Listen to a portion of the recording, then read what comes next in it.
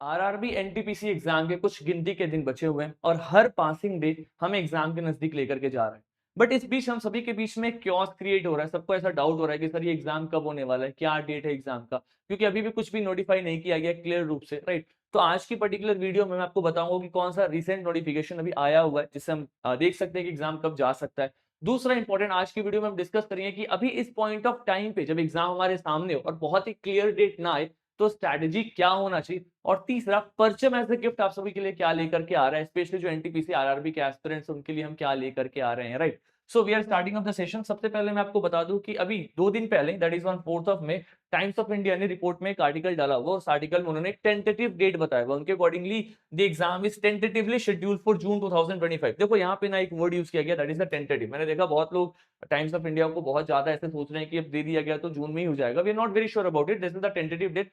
हो सकता है जून में जाए और जून में भी जाएगा तो चांसेस है कि इसके लास्ट वीक में एग्जाम जाएगा, राइट। 4 मई को ये आर्टिकल पब्लिश किया गया और जैसा आप सबको पता है कि प्रिसाइजली जो एनटीपीसी आरआरबी का एग्जाम हो रहा है ये दोनों के लिए, मतलब ग्रेजुएट और अंडर ग्रेजुएट दोनों सेक्शन के एस्पिरेंट्स के लिए पर्टिकुलरली एग्जाम होने वाला है। तो सबसे पहले तो ये जो पेपर आपका सीबीटी का होने वाला है इस प्रिसाइजली इस पर्टिकुलर एग्जाम के लिए, इसमें ना आपका एग्जामिनेशन कहाँ पे होगा, शहर कौन सा मिलेगा, ये आपको एग्जैक्टली 10 दिन पहले पता चलेगा, राइट। क्या लिखा हुआ है, candidates will receive their city intimation slip 10 days before the exam। 10 दिन पहले आपको पता चलेगा प्रिसाइजली कौन से शहर में हमें जाना है और जाकर के अपना एग्जाम देना है, राइट। दूसरा इंपॉर्टेंट, जो आपके एडमिट कार्ड है वो एक्सपेक्टेड है कि वो एग्जाम के 4 दिन पहले रिलीज किए जाएंगे। जो शेड्यूल एग्जाम होगा उसके 4 दिन पहले, जो कि आपको एनटीपीसी आरआरबी के ऑफिशियल वेबसाइट पे दिख जाएगा।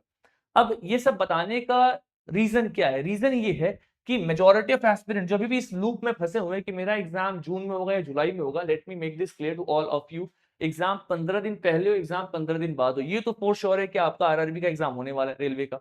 दूसरा, रेलवे का एग्जाम एक ऐसा एग्जाम है जो बहुत न्यूज में नहीं रहता है। ऐसा नहीं है कि बहुत ज्यादा वैकेंसीज को लेकर के या फिर सुप्रीम कोर्ट में लेकर के या फिर प्रोटेस्ट को लेकर के कुछ इसका सीन चल रहा है। बहुत ही पीस कीपिंग एग्जाम है, आराम से होता है, राइट। तो जितनी स्ट्रॉन्ग मशीनरी होगी उतनी जल्दी एग्जाम्स होने के चांसेस है। So instead of thinking exam तो जून में नहीं हो सकता, जुलाई में हो सकता है, तो एक काम करता हूँ मैं आराम आराम से पढ़ता हूँ, एग्जाम के 4 दिन पहले बहुत ही पेस के साथ पढ़ूंगा।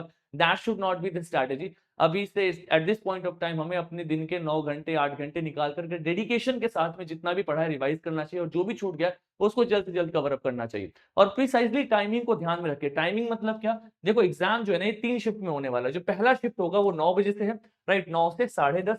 दूसरा जो शिफ्ट है वो आपका 12:45 से लेकर के 2:15 है और जो तीसरा शिफ्ट होगा वो आपका 4:30 से 6 के बीच में, मतलब 90 मिनट्स के शिफ्ट है। अब ये टाइमिंग मैंने इसलिए आपको स्पेशली बता रहा हूँ, the reason is that majority of aspirants हैं जो बहुत लेट नाइट स्टडी करते हैं। बहुत सारे एस्पिरेंट्स हैं जो सुबह 4 बजे से पढ़ते हैं। आपका जो भी रूटीन है, अभी थोड़ा सा रूटीन को मॉडिफाई करो, एग्जाम 1 डेढ़ महीने बचा हुआ, बहुत नजदीक है, राइट। अब अपना जो रूटीन होना चाहिए वो अपने शिफ्ट के अकॉर्डिंग होना चाहिए। ऐसा ना हो कि आप सुबह 10 बजे तक सो करके उठते हो और आपका शिफ्ट लग जाए सुबह 9 बजे और आपको 7:30 बजे रिपोर्टिंग टाइम है, राइट। जिनका 9 बजे एग्जाम है 7:30 बजे उनको सेंटर पहुंचना है, तो उस दिन आपकी प्रोडक्टिविटी बहुत डाउन हो जाएगी। तो अभी से करना क्या है हमें कि अपने टाइम के accordingly we have to manage the productivity. अगर अपना पेपर सुबह 9 बजे लग जाए तो अपने को उतना हैबिट होना चाहिए कि हम 9 बजे भी अपना मैक्सिमम यूटिलाइजेशन करेंगे ब्रेन का और इस एग्जाम को दे पाएंगे। उसके लिए आज से शेड्यूल पे काम करना है, थोड़ा जल्दी उठना है, राइट। और रात को भी बहुत लेट नाइट स्टडी नहीं करना। We have to started working on this particular schedule. आपको नहीं पता आपको 9 बजे का शिफ्ट मिलने वाला है या 3 बजे का।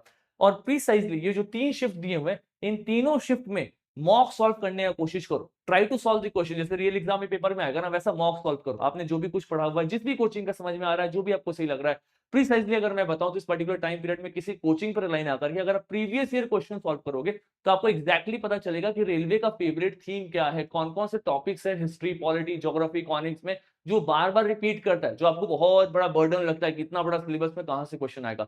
You should know the particular theme. वो थीम पता कैसे चलेगा, you will understand about it once you do the what proper PYQ analysis. उसी को लेकर के I have to discuss something about the way ahead, जो मैं आपको बता रहा था।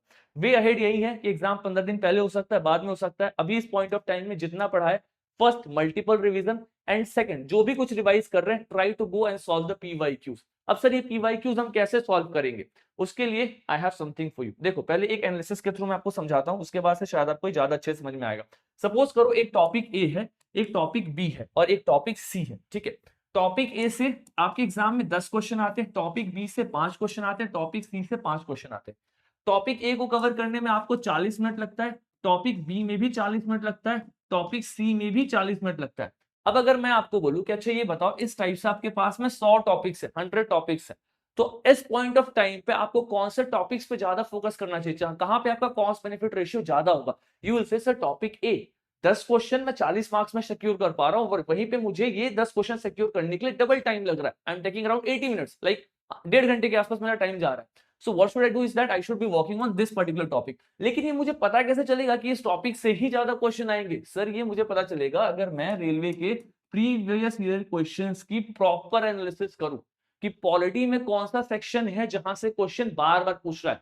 क्या पॉलिटी में फंडामेंटल राइट से बार बार क्वेश्चन आ रहा है, पॉलिटी में पार्ट्स एंड शेड्यूल से क्वेश्चन आ रहा है? क्या पॉलिटी में बार बार वो पार्लियामेंट से क्वेश्चन पूछ रहे हैं या फिर लोअर कोर्ट और ये नालसा जैसे छोटे मोटे एक्ट से क्वेश्चन पूछ रहे हैं? यू विल अंडरस्टैंड कि कौन सा एरिया बहुत important examination point of view से, and that is the reason why at this point of time आपने जो भी कुछ पढ़ा है आपका पीवाईक्यू एनालिसिस होना बहुत इंपॉर्टेंट है, प्रीवियस ईयर क्वेश्चंस। और इसी चीज को लेकर के we are going to start is LMR series that we call is last month revision, right?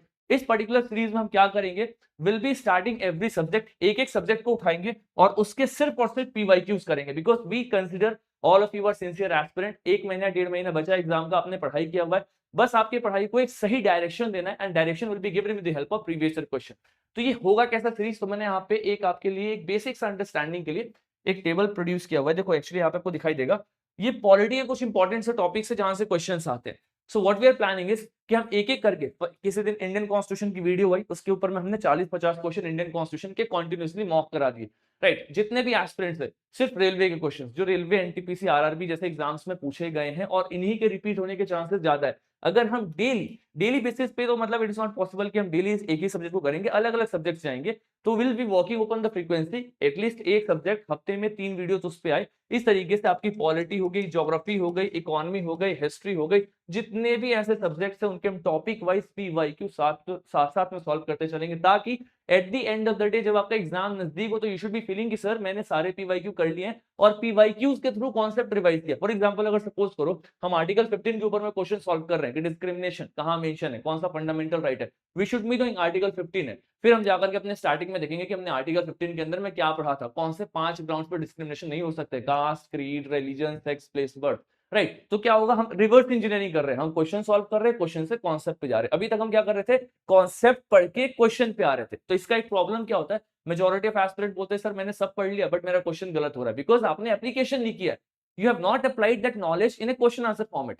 अभी आपने जो भी कुछ पढ़ा उसको रिवाइज करो, but now the work should be कि आप क्वेश्चन सॉल्व करो और क्वेश्चन से अपने कॉन्सेप्ट पे जाओ, work on reverse engineering method. इससे क्या होगा, आपका क्वेश्चन जब आता है ना तो आपका ब्रेन ज्यादा सेंसिटिव हो जाता है, उस चीज फैक्ट को लंबे टाइम तक रिकॉल करता है, that is called the active learning. इस तरीके से हम अपने पीवाईक्यू एनालिसिस को करते जा सकते हैं। और ये वीडियो, ये सीरीज आपके सामने यूट्यूब पे फ्री ऑफ कॉस्ट होगी, इसकी पीडीएफ भी फ्री ऑफ कॉस्ट मिलेगा और इसकी फ्रीक्वेंसी को लेकर के more detailings will be coming up within few days, 1 से 2 दिन में हम इसको फाइनलाइज करके will be coming up here. So before we end up the session, let me tell this to every one of you, बहुत सारे ऐसे aspirants हैं जिनकी क्वेरी आती है कि सर मेरा जनरल अवेयरनेस बहुत अच्छे तरीके से प्रिपेयर नहीं हो पा रहा, सिलेबस बहुत वास्ट है, या फिर कॉन्सेप्चुअल क्लैरिटी नहीं आ पा रहे इवेंट्स को लेकर के, राइट? अगर ऐसा कोई भी डाउट आपके सामने है और आपको लग रहा है कि अभी मैं थोड़ा और काम कर सकता हूं उसको, तो you can definitely go and check out the courses. यहाँ पे हमने सारे सब्जेक्ट्स के जनरल अवेयरनेस में हिस्ट्री, ज्योग्राफी, पॉलिटी, इकोनॉमी एक एक करके लेक्चर वाइज कवर अप किया हुआ है। सारे के सारे रिकॉर्डेड लेक्चर्स है, डाउनलोडेबल पीडीएफ है, प्लस आपको वहां पे टेस्ट भी मिलेंगे। लेकिन आपको लगता है कि नहीं सर मैंने ऑलरेडी कवर अप किया हुआ है, I am not suppose to watch it, बस मुझे एक थोड़ा सा फिनिशिंग टच चाहिए, थोड़ा एमसीक्यू ज्यादा प्रैक्टिस करना है, तो उसके लिए भी आप एक एमसीक्यू बुक रेफर कर सकते हैं, राइट? 9000 प्लस एमसीक्यूज है इसके अंदर में, that will help you to boost your confidence. बाकी अपन एलएमआर सीरीज तो लेकर के आ ही रहे हैं यूट्यूब पे, which is free of cost for every one of you, that will help you to define your preparation. लेकिन अगर थोड़ा भी कॉन्सेप्चुअल इशू है, that you can definitely visit out these courses, ठीक है? तो चलो आज के सेशन को यहीं पेंड करते हैं। All the very best to all of you, keep working hard, please do not fall into the trap की एग्जाम कब होगा, मई में, जून में, जुलाई में, बहुत जल्दी होगा। हर एक पासिंग डे आपको एग्जाम के पास लेकर के आ रहा है, एंड मैक्स टू मैक्स 1 से 1.5 महीने के अंदर में एग्जाम हो जाएगा, राइट? तो all the very best, see you soon in the LMR series.